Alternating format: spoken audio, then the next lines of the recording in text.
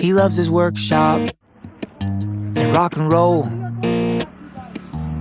He's got a hot rod and a heart of gold. And you could say he's a man of few words, but he talks a lot within. And even though I'm a little taller, I still look up to him. He built me a house in the arms of a tree.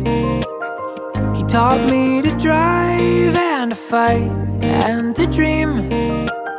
When he looks in my eyes, I hope he can see that my dad's a hero to me.